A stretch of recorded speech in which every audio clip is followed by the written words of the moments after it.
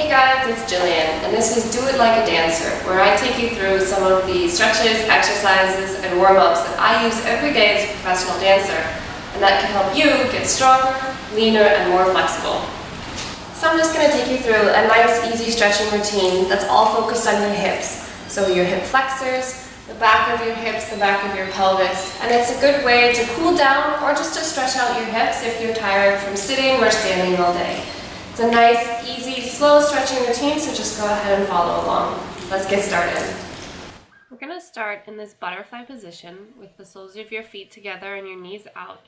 You're going to put one elbow on one knee and your hand on the other knee, and as you breathe out, push. And then we're going to switch. So this is my left elbow and my right hand. And as I breathe out, you just push those knees down to the ground. Now your knees don't have to actually touch the ground.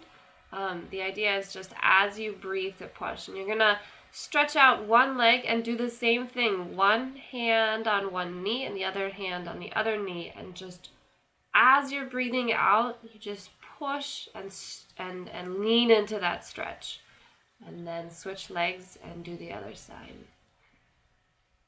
The idea really is important to breathe as you're going into this. You breathe out as you deepen into the stretch, and you don't go to the point that it hurts. We're going to do that just one more time. The elbow and knee, and just pushing as you're breathing. So you kind of want to sync this with your breathing patterns. So breathe in and change, and out and push into the stretch. And the last one. And pushing out.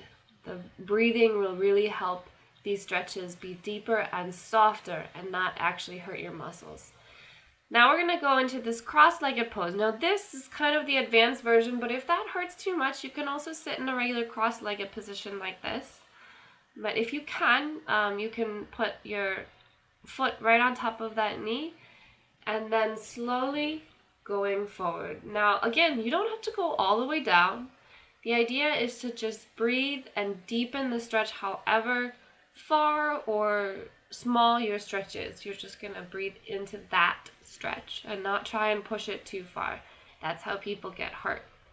Now, this one, I'm just going to actually bring the top leg over so my knees are stacked right on top of each other.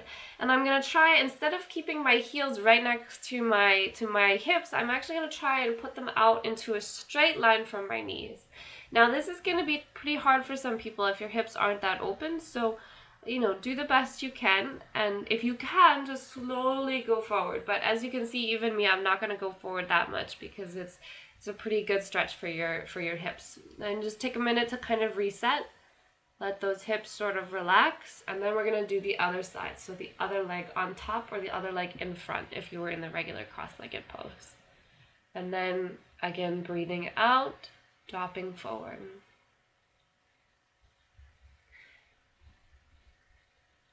And just nice, long, easy stretch here. Again, don't push too far. I can't say this enough times. It's really, really important. And again, we're just going to bring that top leg over so our knees are stacked up on top of each other. And again, as much as you can, a straight line from one foot to your knee to the other foot. And then gently, gently, gently with your hands on your ankles, just go forward. You're going to feel this really in the back of those hips. So really, it's a really deep, deep stretch. And it's really great to open those hips. Now you're going to kind of go back to that kind of reset position, but with your legs fairly wide, and you're going to just drop one knee down to the ground. Now as you're doing this, you want to keep your hips on the ground. So even as that knee is going down, I'm not going to lift my hips. So if you can't actually touch the ground, again, that's totally fine.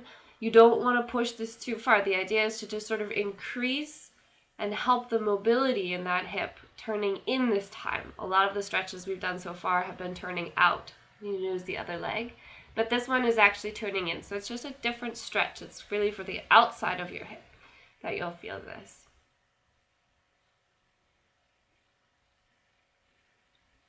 Just keep dropping that gently down.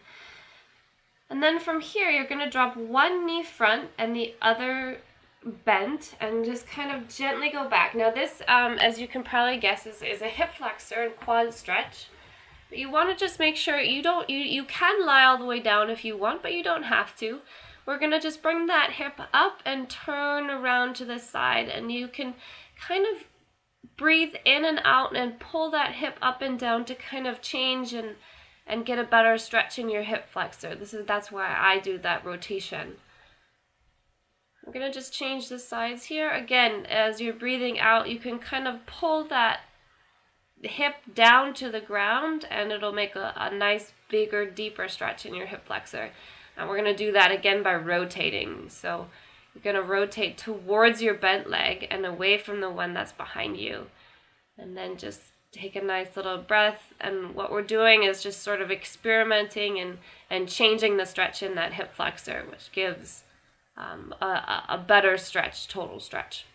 Come sitting back with your legs in front of you. We're just going to do a nice easy stretch to finish. You're going to cross one leg over the other and stretch forward. And this is going to get actually into the back of your pelvis. It's not a place that we stretch most of the time, but actually it's a place that's working really hard to keep us standing and sitting and walking the whole day. So we're just going to stretch that out. You're going to change, cross the other leg over, and just nice and easy stretching over.